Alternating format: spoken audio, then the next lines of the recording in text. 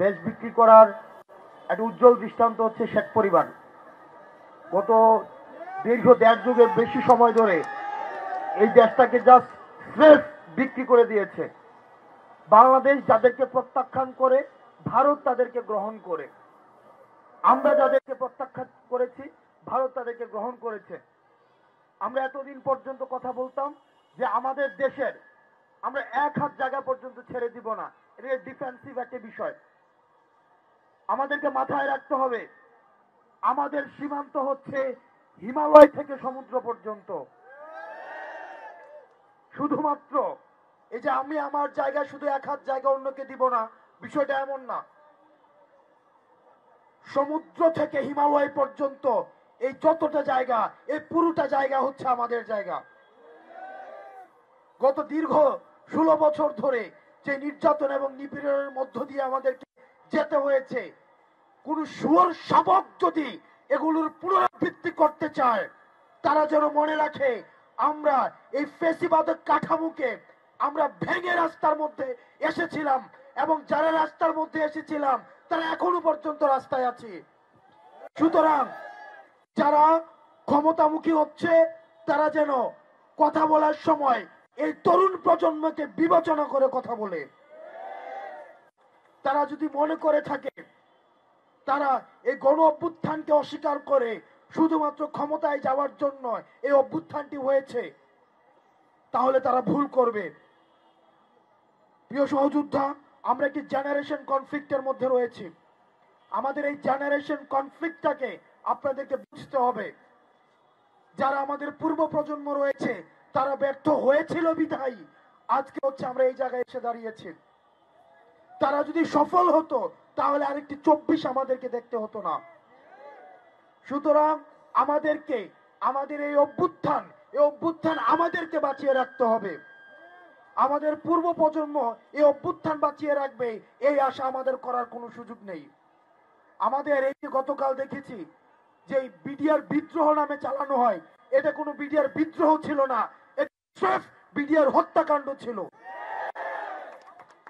যারা এই দেশকে ভালোবাসে, এই দেশের সীমান্তকে ভালোবাসে, এই দেশের সীমান্তর মধ্যে যারা ডিফেন্স লাইন ক্রিয়েট করেছিল, বেছে বেছে ৫৭ জন কে সেফ ধরে ধরে চুজ এন্ড কিল করা হয়েছে।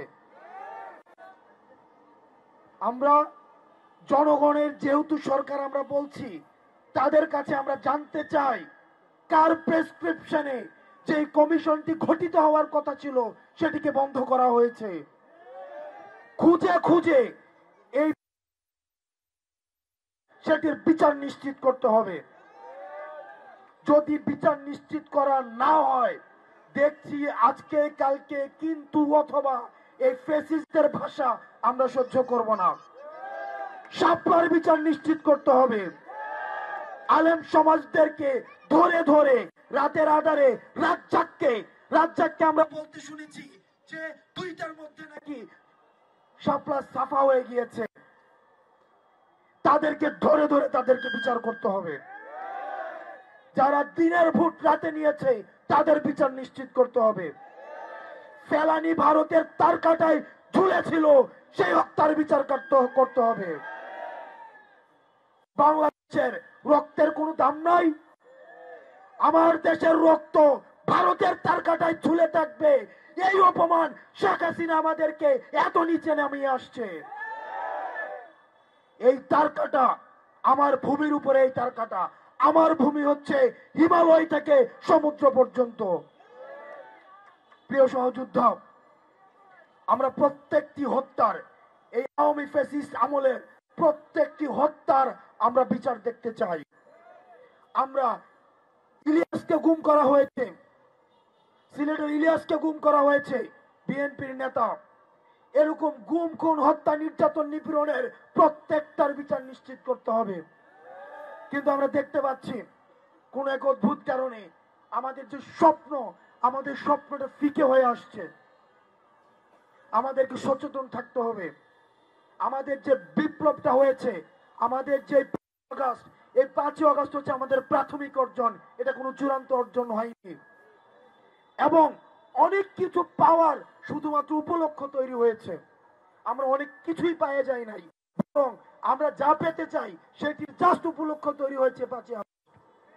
সুতরাং আমরা যেহেতু এখন কথা বলতে পারছি, আমাদের যেহেতু কোনো ভয় নাই, আমরা গণ অভ্যুত্থানের সন্তান, সুতরাং আমাদেরকে ভয় দেখাইতে আসিয়েন না, আমাদেরকে সংবিধানের দোহাই দিয়েন না, আমাদেরকে রাষ্ট্রপতির দোহাই দিয়েন না, আমাদেরকে ক্ষমতা কাঠামোর দোহাই দিয়েন না, আমাদেরকে পুলিশের দোহাই দিয়েন না।